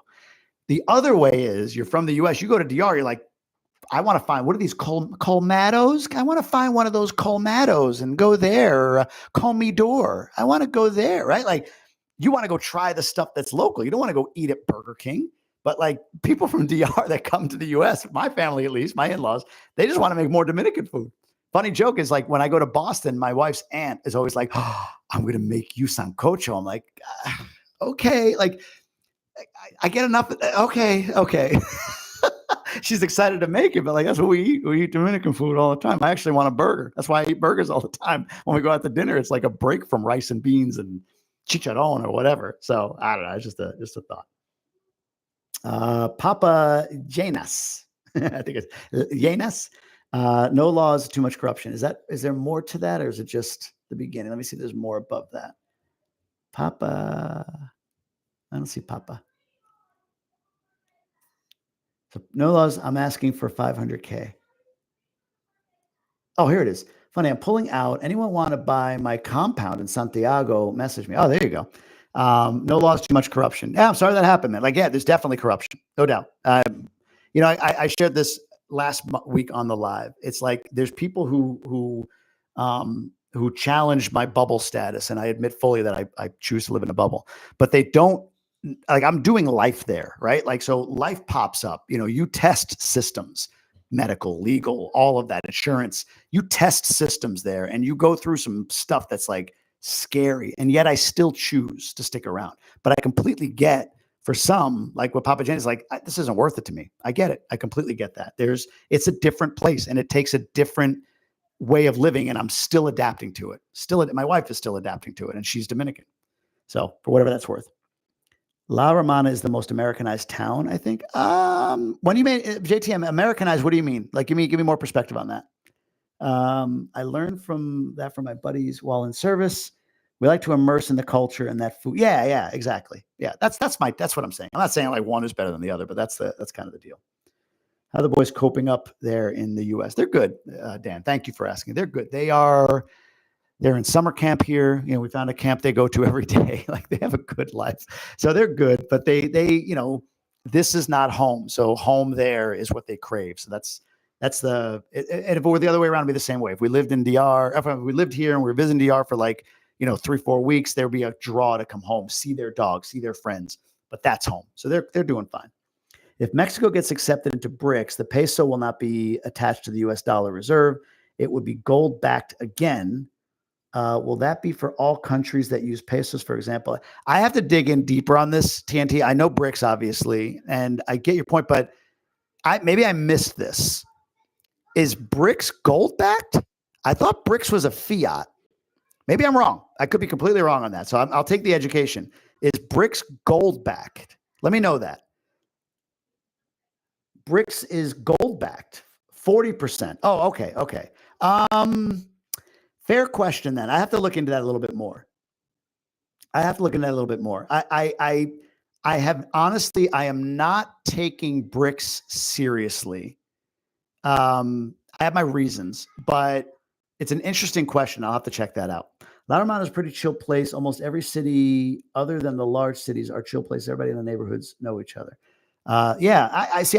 La Romana doesn't feel Americanized to me. La Romana feels like Higuey to me, to be honest with you.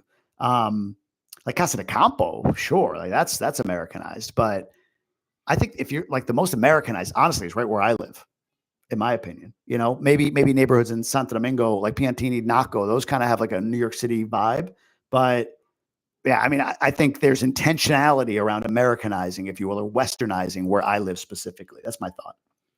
What does Puerto Plata have that Punta Cana doesn't? Why would it make more sense to move to Puerto Plata? Off the top of my head, Pat, I say this: if you're in Punta Cana, you step outside into what's the word? Like more of like an Americanized look and feel, like big box stores, that kind of thing. And you have to kind of get away a little bit to get to the authentic Dominican stuff. In Puerto Plata, you step outside into the authentic Dominican stuff, and you have to go a little bit to get to the more like the big grocery stores and stuff like that. Like they both have both, but like the surface of both of them, like I think of Puerto Plata, I think of that little like Zona Colonial downtown look thing, if that makes sense. Like that's the feel of Puerto Plata. It's going to be more like what you envision living in another country. Punta Cana is going to feel on the surface like it doesn't look as much like you're living in another country, and you got to go find the elements that are local. Whereas Puerto Plata feels local, and you got to find the elements that are more developed. I hope that makes sense. That's my biggest thing. Beaches in both places are great. In the summertime, it's going to be better in Puerto Plata. No sarcasm.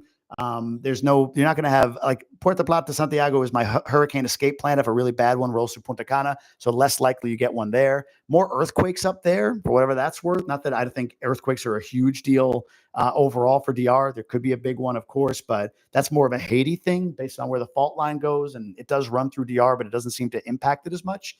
It's just vibe, feel. That's it. Oh, this is for me. Airport. I fly enough, and sometimes I have to fly last minute. That's like a no-brainer. It's got to be Punta Cana. I remember having to fly to Chicago 2 days before having to be there. Like, oh, I got to go. It's Wednesday. I got to get a flight for Friday. And I got a flight first class for $700 round trip. First class, 2 days notice. I looked at coach out of Puerto Plata.